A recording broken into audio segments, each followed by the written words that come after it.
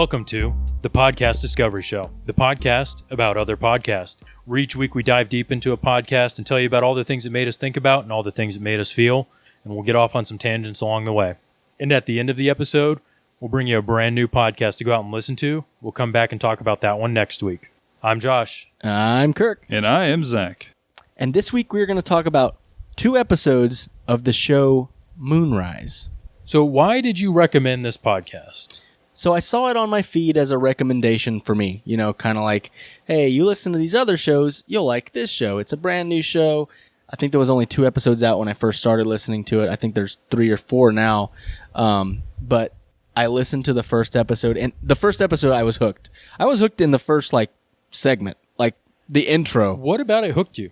So we'll talk about it a little bit, but like that whole intro where she was interviewing that astronaut and he did his little story. Yeah. And he's like, yeah, we saw tire tracks on the moon. And so we're like, NASA, should we follow him? And they're like, yeah, follow him. And I'm like, what is happening? Is this real? Honestly, it's great foreshadowing. It definitely and it's such sets a little up hook because she's like, well, you'll understand why we started with this at the end later on. I'm like, oh, now I have to know why you started with this. You must listen to my miniseries. So that I was hooked from the intro. Oh, it got me too. I was like, I want to know what's happening. And that's one of the things that immediately grabbed me about this podcast. But first of all, fantastic recommendation. I love the podcast as well.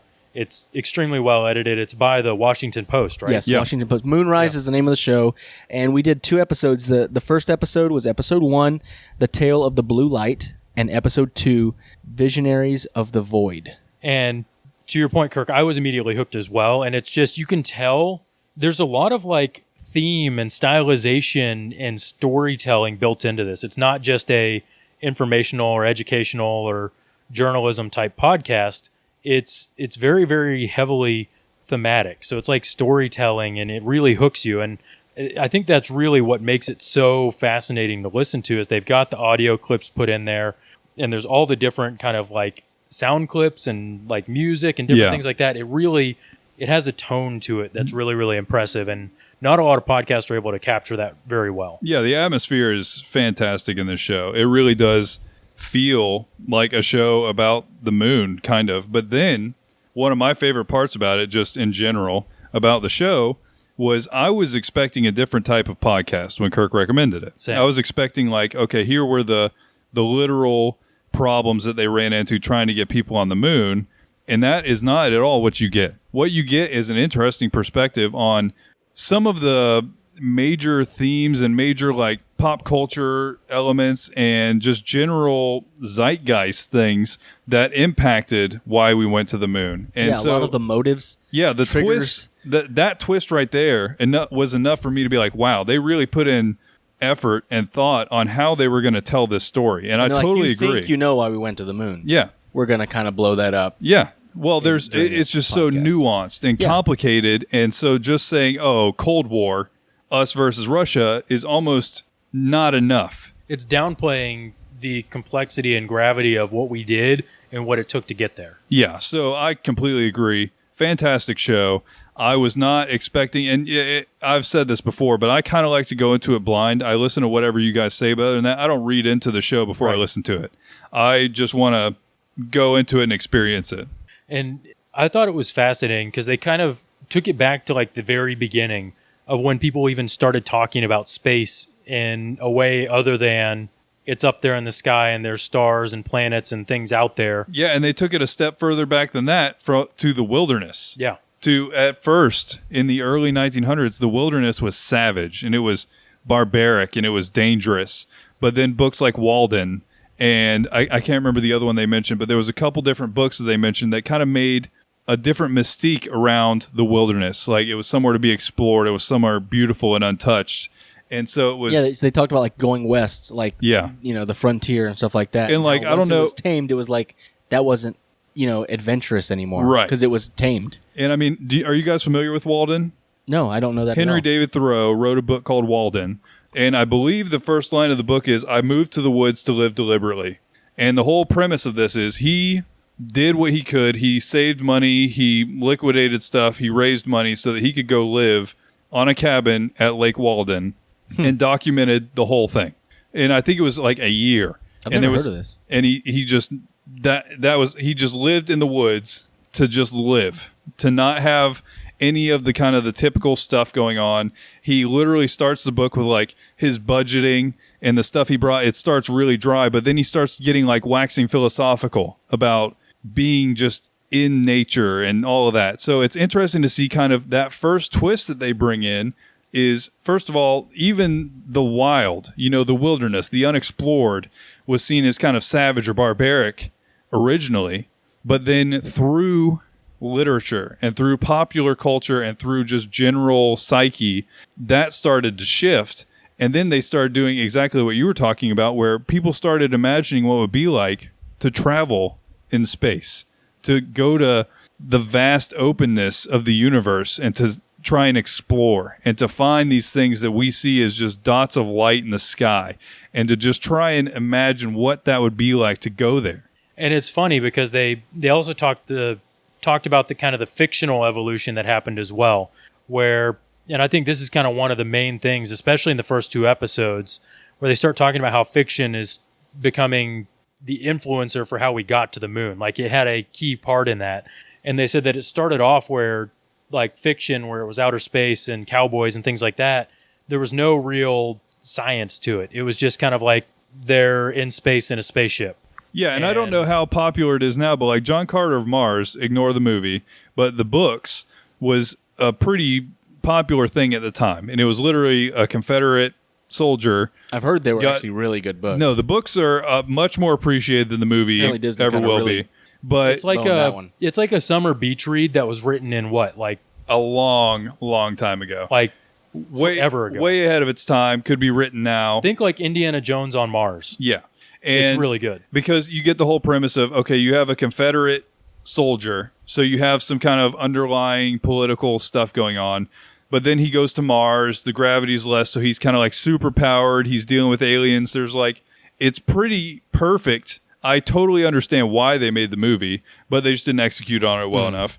But it's interesting because that type of thing that was exactly what I thought about when they were talking about like cowboys and like that kind of merge between cowboys and space exploration. Yeah, so I've listened to all the episodes that are out now, and I feel like 1 and 2 go perfectly together because they both kind of really harp on the thing that kind of triggered and inspired a lot of the scientists to want to start discovering things to explore space, outer space, the moon and rocketry. Because I think episode 3 is the one where they talk a lot about Werner von Braun, which she says von Braun, and I realize that I've learned his name wrong maybe all along. You know what I'm talking about? The Rocketeer? Yeah, I guess it could be just we're pronouncing it wrong. Yeah, I don't know. She says von Braun, and I was like, is it like Brown?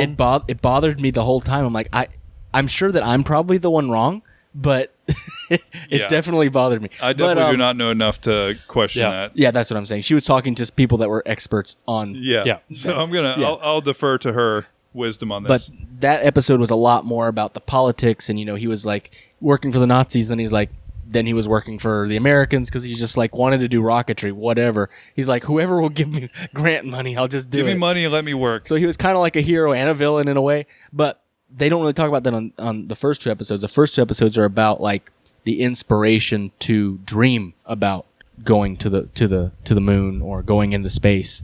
So they really talk about John Campbell. That's the main person that they talk about in episode 1. Who wrote the book, which was the inspiration for John Carpenter's The Thing, which is one of the all-time greatest horror movies of all time. 100% agree. This made me want to watch that movie. I've never seen it. Oh, that movie is horrifying. Really good. It will haunt your dreams. Because it's also world-renowned as one of the best uses of practical effects ever. So don't worry about, it's going to look old and dated. It still looks disturbing because they used all practical effects and it's nasty looking. Yeah, it's very, very unsettling. Some of the best jump scares across horror, I would say. Yeah. Watch it at night with your cans on. I can't. I cannot do that with a scary movie. You have to do it, though. That's how you scare yourself. No. I can't do it. When I watch a scary movie and I know jump scares coming, I'll like close my ears a little bit and I'll look so I can see it out of the corner of my eye. No, but that's the thing. Straight at it. In The Thing, you don't know when they're coming. That's the best part, is that Yeah. There's not like a build up to it. No. Like modern horror movies, like you hear the like music start ramping up, like you know it's going to happen. Nowadays, they try to trick you the opposite. They're like, yeah, they'll build it up and then a cat runs by, and then like 2 seconds later, then Freddy pops out. And I mean, they do the same. They've done the same thing classically too, because I always remember Alien. They used that cat to scare the mess out of you 10 times in that movie because they just build it up. You're waiting for the alien, and then it's that cat just freaking out in the locker.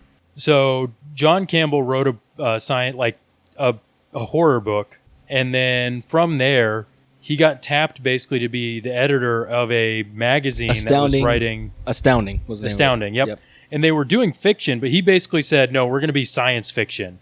And he put a set of rules and principles in place that basically enforced people to have science backing up what they were writing. And so if people wanted to be published in his magazine, he would make them come in, and they said it was like a boxing match, like an intellectual boxing match, where he would interrogate them about their story and make them talk about the science on how their stuff worked. And so that was the basis of Astounding, which was like, I think the first like science fiction magazine, and really kind of like the incubator and genesis of science fiction in general. I don't know if it was the first, but they said it was definitely number one in the U.S. for like a long time. Well, So it was the first one. It's probably the first one that was widely accepted. Even now, science fiction in the magazine world, because there's literally a magazine called Asimov now. Really? That's ironic. Yeah, no, and I mean, it's because of how influential he was on science fiction as things progressed. Literally, the 3 rules of robotics are, you can see them in many places that are actual robotics. That is so weird. Facilities. So And we'll talk about that. That's definitely something we're going to be discussing that's definitely later on. episode 2. They hit on this. When did big Asimov time. write these books? 40s, 50s? I can't remember. No, maybe a little later, maybe 60s. I don't know. But like they were talking about people writing books about sending people to the moon with a cannon, and they read an excerpt from it, and it was like, that's what a rocket launch looks like. And it was 100 years before we sent someone to space. Like, it's crazy the amount of kind of similarities between stuff that was written 100 years ago and like what actually ended up happening. This is a spoiler, and it doesn't have anything to do with this 2 episodes, but in episode 3, they talk about how like that magazine had to go before, like, I think it was the CIA or the FBI or somebody, because they were talking about nuclear weapons before nuclear weapons were made. And they were like, how do you know about that? They were working on the Manhattan Project when that magazine came out, and they're like, who told you about this? Why do you know about this? I'm not gonna jump the gun, but yes, there is some really cool parallels between science fiction and what becomes reality It's in crazy. science. It's absolutely insane. And so John Campbell was doing this magazine, and they go through all this. And the craziest thing to me, and I had no idea this happened, is that Isaac Asimov came in and he denied him like 7 months in a row. Asimov wrote a new story once a month for like 7 months, and John Campbell did his intellectual boxing match. Nope. Like he would say nope like every time. And then finally, but he had to have said something that kind of encouraged him in a way. Yes. I feel like he said he came away he said from the he first knew one. he had potential. Yes. But it wasn't quite to what he wanted in the magazine. So It's one of those things that you wonder if these conversations made him the writer that he became. Oh, absolutely. I was thinking that was my next point, is that you reading Malcolm Gladwell's Outliers, he goes through and talks Outliers? about like outliers. Yeah, I don't like how you said that. I always call it outliers. I don't know why. Josh is an outlier. Yeah, he's an outlier on saying how to outlier. pronounce outliers, yeah. But reading that book, he talks about how Bill Gates became Bill Gates. He lived like a block away from the one computer within 5,000 miles. Like there was no computers around there, and he had free access to it because he knew someone there or something. And so those fundamental things that shape who you become and the greatness that you end up making sometimes, I think are just truly like fundamental. That's the core infrastructure of how he was thinking and how he was 100%. building things. Could have come from those conversations with John Campbell. And being that critical on how you approach a story, I'm sure made his stories better. I don't know if you guys have read I, Robot. It's not the Will Smith movie. Please read it. It's so good. It's so good. Because that's the thing. I feel like they missed the main premise of that. It was like the C story in the movie. Because, okay, the main story is like, oh, Will Smith is there and there's a bad robot. And he has to chase down the bad robot. The whole premise of I, Robot by Asimov is what happens when you create sentience. Yep. What happens when you create something that feels and is afraid and is Right. That's what Westworld is about. Yes, it is. Yeah. I would say that Westworld is closer to iRobot than iRobot was to iRobot. That's fair. And it's just so interesting. And by the way, I'll throw this out there just for clarity.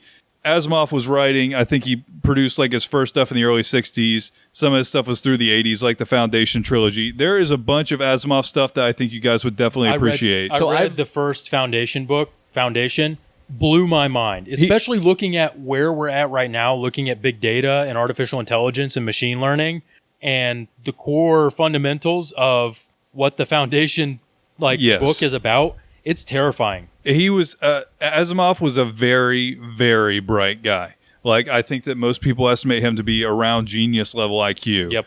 And very, very intelligent. And just I read I think it was the prequel to the Foundation trilogy. So I haven't read the whole trilogy yet, but I think there's a prequel book, and I wanted to read that first. At the time, I was trying to get it from the library, so I had to be on hold forever. Now I've got Audible, so hopefully I'll be able to listen to all the other ones. But I listened to it, and the thing that blew my mind is this was written so long ago, and it literally, Zach, their main form of protein is growing algae in bioreactors.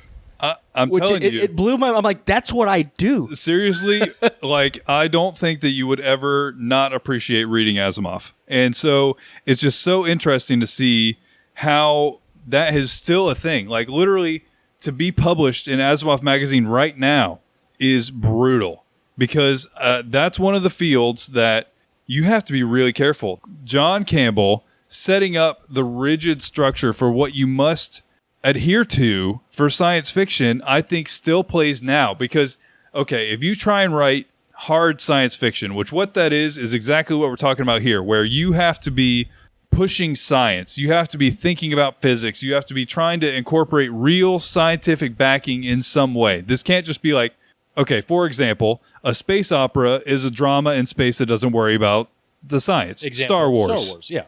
But hard sci-fi is based off some kind of principle. So, okay. The closest I'll give is The Martian. It's a little pulpy, but he tries to use it's not too pulpy. And honestly, the book is less pulpy than the movie. Yeah, no, for real. Like, the book has like some actual science in there where he goes and talks about how he engineered something. Yeah, and there's like times really cool of statistic like wall of text. Right. Yeah. So there's some really cool stuff in there. I think there's even more hard sci-fi where the purists would say, "Oh, The Martian's not hard sci-fi," but yes, for general public, because something they've probably heard about, The Martian is a science fiction. Well, yeah, it's like, okay, hard sci-fi would be exploring what it would be like to go through a wormhole or to approach a black hole and have time relativity in like being incorporated into your story. You know, there's that one movie with McConaughey. Interstellar. Yeah. Yes, that's closer. People get really mad about the whole love element of that. I felt like that was kind of metaphorical, essentially. Yeah. I feel like they stick too hard on the love element of it. I feel like that was, like I said, metaphorical. I feel like he writes good movies. I won't get on that. But yeah, no, I feel like in general, you kind of have those two categories. But hard sci-fi, you have to really put in your research time. And that principle was started so long ago. Yeah. You know, I have now found the origin of that principle where you must really adhere to science and to the principles of science and understanding how it's going to really apply and not just making something up and throwing it in and assuming people are going to believe it. And John Campbell was a visionary from that. And they said that he does some crazy stuff, which they didn't get into in these episodes. I don't necessarily want to know because he sounds like kind of a visionary in that space. No, but I feel like that goes hand in hand. Yep. I feel like a visionary believes so much in what their vision of things like is that they have to force change. And a lot of times that comes with eccentricities. It comes with not being necessarily liked all the time, honestly. Because Steve Jobs, hated by his family, hated by anybody that worked with him, hated by everyone, revolutionized kind of pop culture technology, like forever changed it. Forever changed how you could make a technology cool and like trendy, you know, something that becomes part of pop culture. There's nobody who has ever done it as successfully as Steve Jobs, but he was a tyrant because he was a visionary. And so I feel like these things go together. That's the negative side of a visionary who can make change, is that sometimes they burn bridges. Yep. But I think it's really, really cool to see how John Campbell's kind of principles of how he was running his magazine has transcended time. So when you have creative constraints like he was putting and forcing on the people that wanted to be in his magazine, I feel like a lot of times it makes the content better. Like a lot of people are like, oh, I just want to be freeform and do whatever I want. But you put some level of constraints on it and some level of structure on it, then all of a sudden you start striking gold because you have a level of foundation to build upon. Yeah, and I mean, I think that there's room for both. I think people can just go on wild trips of fantasy and see what happens. But I also feel like there's benefit that we have seen countless times from basing things on how could we accomplish this in reality. And it's crazy compelling to understand kind of how all these pieces fit together. And it's so cool how she incorporated I was not expecting this direction at all. Yeah, so they talked a lot about how a lot of the people that were listening and reading to science fiction at this time were actual scientists. So these were people that actually could put into practice what they were reading in these magazines of fantasy. Yeah. And I'll also throw in that, like, there is a lot of people who are NASA engineers, just general engineers, whatever, because of Scotty from Star Trek. There is an impact from popular culture, from fiction, on how people view what they can do. Mm-hmm. There really is. Yeah. And that is one of my favorite things, and something I wanted to talk to you guys about from this episode, is that the power of writing, of the written word, of story, and how that affects how people will pursue, I guess, kind of their dream job. They would change their passion based off, oh, I've seen Scotty be a great engineer and use logic and try and think outside the box to solve complex problems. And you blend that with he's on Star Trek. It's a TV show. It's a well-written TV show, don't get me wrong. But what I'm saying is, like, it's a TV show, but that is enough to inspire people to become engineers, and that's so powerful. And she also talked multiple times about how people would, as fiction and literature changed, the zeitgeist, the general view of these fields changed as well. Yeah, it's crazy to see how much science fiction things that were written so long ago are becoming reality today. But also it's so fun to look back and see the things that we thought were going to happen that never have, like flying cars and, like... And everything on the Jetsons. But then if you look at Star Trek and you look at their communicators, looks a lot like a smartphone. Yeah. Like, there's a lot of things that they do apply directly to what we have now. And you have to think that these things were inspired by, I'm going to make a communicator from Star Trek, sort of. They saw it. They were generally aware of it. They understood it to their core, and they just made it happen. And now we all have communicators in our pocket that can tell you which direction you're facing. That can tell you what temperature it is outside. That can communicate with people across the globe. You know what I mean? These things were inconceivable in, 30 years ago? Yeah. Yes. Like, it's not long. That's what I'm saying. Like, these things were written. The first Star Trek came out, in the 70s? Yep. Like, that's what I'm saying. Is it blows my mind to think about how these people go down like a logical trail that literally can end up being reality. And a lot of times the tiny little seed of the inspiration may have been something that was complete fantasy at the time. But because they saw it and they have the means and the brain power to be able to put it into practice and to make it a reality, they've been able to. I also have a book recommendation for you guys. Okay. I believe it's called Starfall. If not, I will correct it in the show notes. Forgive me if it's not.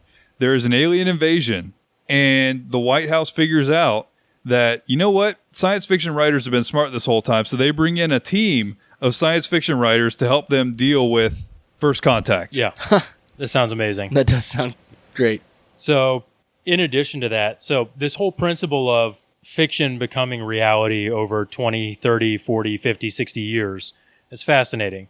Have you guys heard about solar punk? No. No idea what that is. Right now, people are writing books. It's a new subset of science fiction called solar punk. Okay, so I'm already figuring it out. So is it like steampunk? Because steam was the new thing at the time? Sort of. So the whole thing is they're looking at what is a futuristic look at a sustainable green world look like. So basically they're writing like, if our entire world 60 years from now had to be completely sustainable, what would that look like? So it's the same thing that they were looking at. If we went to the moon, what would that look like? And so, okay, remind me in 30 years to look back on this episode, because can a genre called solar punk help push people to try and push the boundaries of what solar powering can be? Yeah. I mean, what would it look like if we had solar panels on every single roof? Like, when you build a house, it has to have solar panels on. No, it just does by default. It's not, it has to have it. Right. It's just, Yeah, it does. that's what I'm saying. Because why would you not? Right. That's what I'm saying. Like, what if that became the reality? Do we need fossil fuels anymore? No.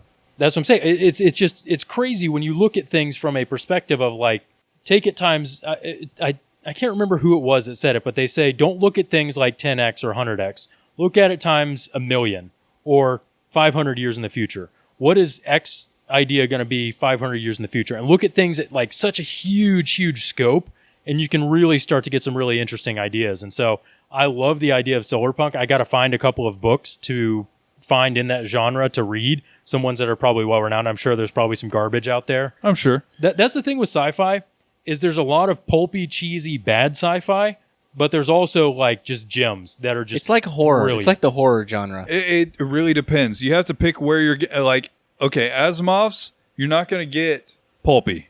You're going to get hard sci-fi. If you're looking for the kind of the structure that Campbell set up, I feel like he did have a way to write it, though, that it's still accessible. it is.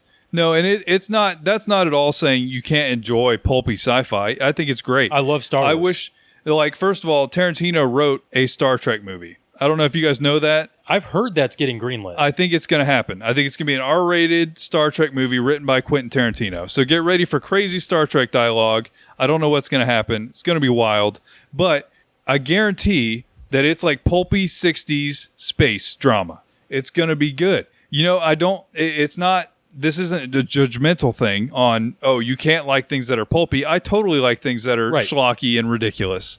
But Asimov's is very rigid in their structure, just like Campbell talked about in his structure. And I think if you talk about science fiction, you have to talk about that there is this dichotomy there where people they like to take sides. In that community, they like to take sides and be like, this is my side, or I'm on this side, or it doesn't matter, or it does matter. And people get really, really heated up about it. I guarantee you can go on message boards for science fiction books and see essays people have written about why this is or isn't scientifically valid. I guarantee that's a thing that people are doing. Yeah. And so you can't talk about science fiction without talking about this dichotomy. I enjoy both, but I think it's worth mentioning to people that don't know. Yeah, I like Star Wars too. You don't have to tell me how a lightsaber works. Don't care. It is a sword made of laser. Yep. And I like it. It's amazing.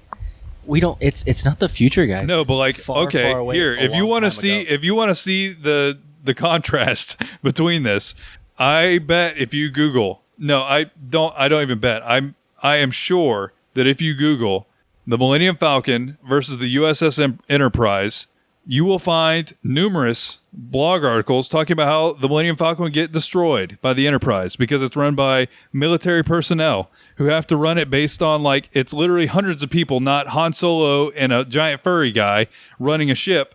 It's an entire military battalion running a ship. Yep.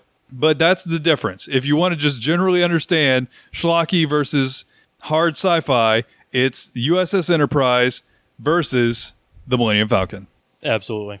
And that brings us to the less fun side of kind of all of these science fiction and dreamers, is that they start to create real science, real technology. Yeah, they and talk stuff. about John Goddard. Is it John Goddard? I think that's what it is. I believe so. So in the 1800s, he got the inspiration. What was he doing? He was, let's see. Basically, he got the inspiration of wanting to go to Mars in the 1800s. And so from then on, he started dreaming about going to space. And he's the guy that later on invented the liquid fuel rocket. Yep. And people were making fun of him, saying he was a quack and he was making this crazy stuff and he was making science fiction stuff and trying to make real things and he was just some loony. But then they came back and the New York Times actually came back and made a addendum and said okay, this guy's actually onto something, but it's terrifying because he's making these rockets that have such insane power. They're not going to be used to go to the moon and to explore space. They're going to be used for warfare. And that's the reality. Yeah. And that's the thing that's terrifying and sad about science, is that as soon as we have an amazing new technology, militaries around the world are looking at how can we weaponize this. Yes. No, and that's not new. It's not new. It's Was been literally forever. Like Albert Airplanes. Einstein. Albert Einstein had the exact same thing because that guy was a scientist. He understood things in a way we've continually like proved that the things that he was talking about were accurate. Yep. But at the same time, I feel like he really was on the verge of hating himself after the bombing of Hiroshima and Nagasaki, because his contribution to science caused, what was it? It was 1 million deaths, right? At least. Like, and child disfigurement for years after. Like, he carried the weight of a military intervention because of something that he was doing to improve science. And we know now that if we can get to a nuclear fusion, it's fusion, right? Right. Yeah, Yep. if we can get to a nuclear fusion type of energy, then we could also supplement solar and have completely clean energy. Yep. We through science, we have seen this. And he was trying to understand things that were way beyond the scope of what the military could see as like, I'm going to blow up an entire city, because really, if you think about that, is primitive, ugly, and small thinking of like, I'm going to use something that could literally power the whole world and I'm going to just destroy with it. It's weak. It's that like a is- child. Yeah, You're that's like, weak thinking. It's like you look at a hammer. A kid picks up a hammer and smashes stuff with it. Or you But can a builder build. picks up a hammer and can build a house with it. Are you going to build or destroy with something great? Yep. And he carried that weight. He did. I think he always carried that weight until he died. And so I 100% agree with you. It's a double-edged sword with science, because they have to constantly worry about, okay, if I revolutionize one side of this, how is this going to be exploited to the 10th degree and then used to hurt people? And it's ugly. It's awful. And it's super sad, but it's the reality we live in. It's funny. You used to always hear people talking about world peace and like making a joke like, oh, world peace, like it'd be great. Like, why not? Why can world peace not be an attainable goal? Like, because of people. that's what I'm saying. We Yeah. should be striving for that. We should be. I agree. There's too many people that are striving for other things, and sometimes they were at conflict. But I mean, in the end, you have the option. Well, I mean, you have to. It's not an option where it's an easy choice, but you have an option to, like Mr. Rogers said, look for the helpers. To look for people that are doing good versus look for people that are doing evil. And I think that it's probably better for your soul, for your life in general, to look at the people who are trying to make breakthroughs to help people with science, because they're always out there. There's always people who are working a ridiculous amount of time to try and help people. And it's a better way to live than looking at how people are misusing this. It's why I don't watch the news, because the news, all it does is show you everything bad going on in your local community and at large. Yeah. They're literally they get views from it. People like to watch it, so they just show it over and over again. And I can't. I was in the airport. I think I've mentioned this before. I was in the airport and the news was on, and I was like, I heavily contemplated going over and telling them, like, change this channel. This is garbage. Yeah, no, I prefer Weather Channel when I'm at the Put on airport. ESPN or fishing or something. Like, Yeah, literally ESPN anything. I could go for too. Literally anything. I'd rather than put on like Friends. I hate Friends. I'd rather watch Friends than the news.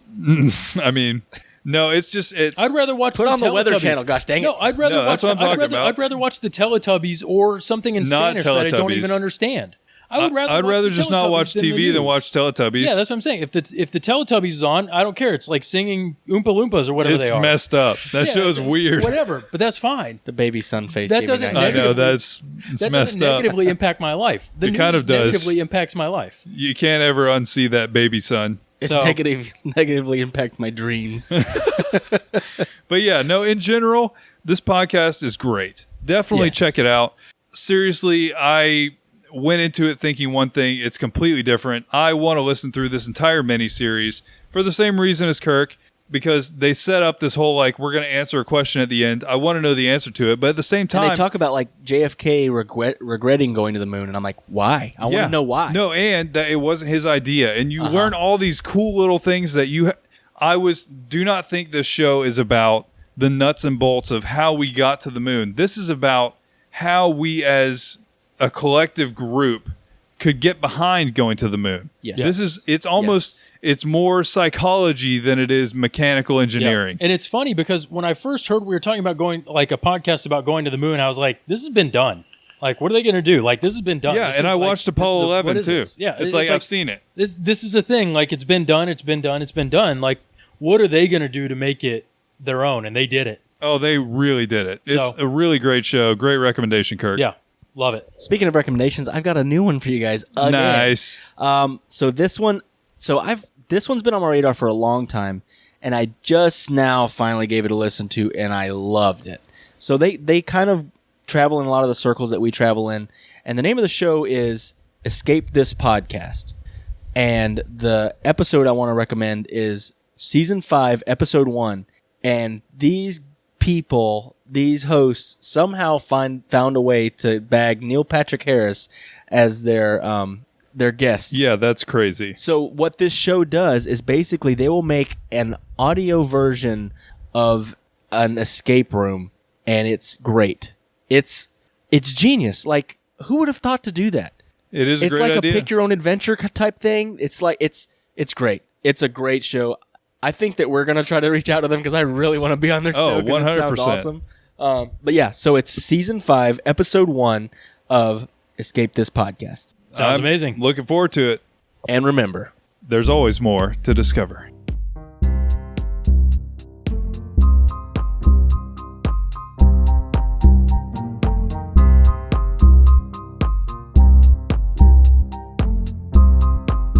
Thank you for listening to the Podcast Discovery Show.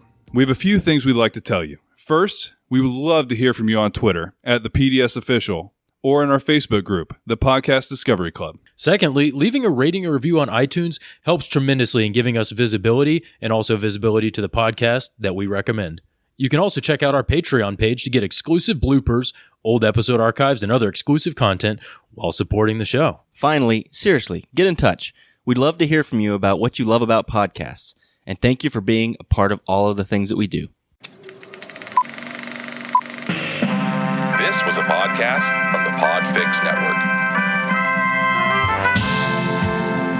You can check out more shows like it at podfixnetwork.com.